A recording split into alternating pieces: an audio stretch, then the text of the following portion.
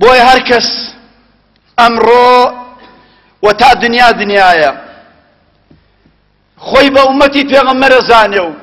خۆی بە شوێنکەوتەی قورئان و پێغەمبەر ئەزانێ با هەوڵ بدات لەسەر ڕێبازی پێغەمبەر بەردەوام بێ. حەدیثێکم خوێندەوە لە ئەوڵەوە بە عەرەبی: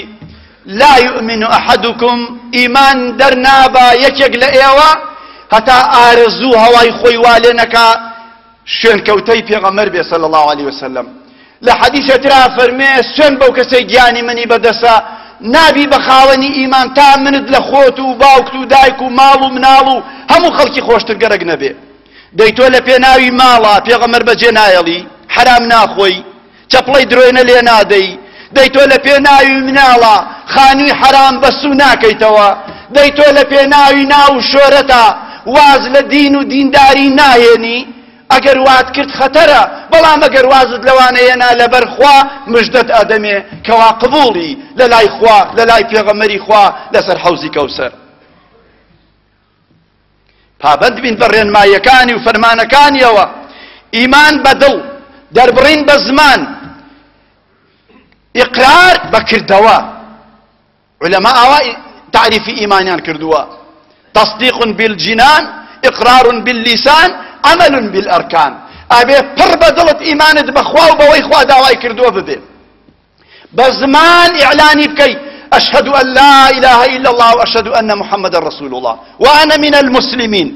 بعملش بسلميني لبازارة لدائرة ودوكانا لمالا لولاتا لها شوێنێ هەی بیسەلمێنی کە تۆ مسلمانی.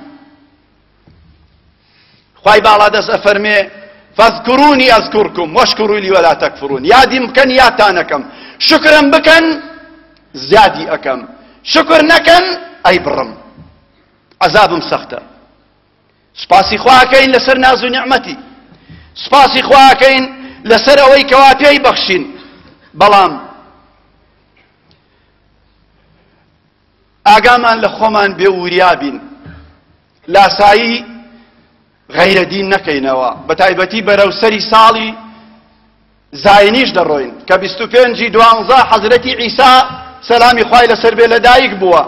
عیسا پێغەمبەری خوایە، ئیمانمان پێ هەیە، خۆشمان ئەوێ، سەڵاواتی لەسەر ئەدەین. بەڵام شتانێک کە بێ شەرعین نابێ بەچکە مسلمان بیکا، نابێ تێکەڵی، نابێ ڕقس و سەما، نابێ مەی خواردنەوە، نابێ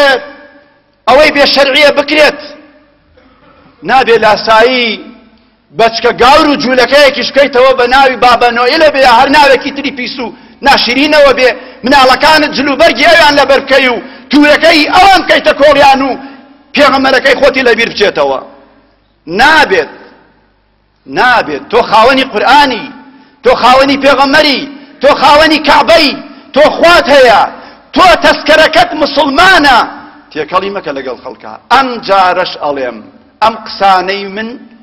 معنای شەڕ و ستێزە و ئیهانە بە خەڵکی نییە، نا، ئەو بە بەرنامەی خۆی و بە دینی خۆی و شوێنکەوتوانی سالم و مسالم لەگەڵیا ڕێزی لێ ئەگرم، سڵاوی لێ ئەکەم، ئاو ماڵم بوو نەخۆشکە و ئەچم بۆ لای سەردانی ئەکەم و سەردانم ئەکا. بەڵام لە مەسەلەی دینە لاسایی ناکەمەوە، لە مەسەلەی دینە چاوی لێ ناکەم. ومن يتولهم منكم فإنه منهم، ئەوەی لە ئێوە دوایان کەوێ لەوانە. پێغەمبەری خوا فەرمی ئەوەنە لاسایی ئەوانەی پێشی خۆتانەکەنەوە ئەگەر بچن بە کونی بزنمژەیەکیشا ئێوەش خۆتانەکەن بەو کونە، ئەوەنە بەدوایە ناڕۆن و لاساییانەکەنەوە، ئەوەنە لاساییانەکەنەوە. لەو دەخەلوا فی جوحر ضب لەدەخەلتموه، بچن بە کونی بزنمژە ئەچن بەدوایەنە لاساییانەکەنەوە.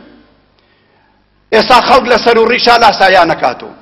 لە سەلیب و لە کڵاوە لاساییانەکاتەوە، لە پانتۆڵ و لە چاکەتا لاساییانەکاتەوە، لە خواردنە لاساییانەکاتەوە، لە جەژنە لاساییانەکاتەوە، لە یادی مناڵ ناونان و عید میلادی مناڵەکانیان لاساییان نەکاتەوە، بەس لە عیلم و زانست و تەکنۆلۆژیا لاساییان ناکاتەوە، بەس لە یاسا سەروەریە قانون نەبەزێنی لە بازاڕە سایقی ئەگەر ئیشارەتی سوور داگیرسا نەڕۆی، زیاد لە پێویست نەڕۆی، لە خەستەخانە لە بازار لە دەوام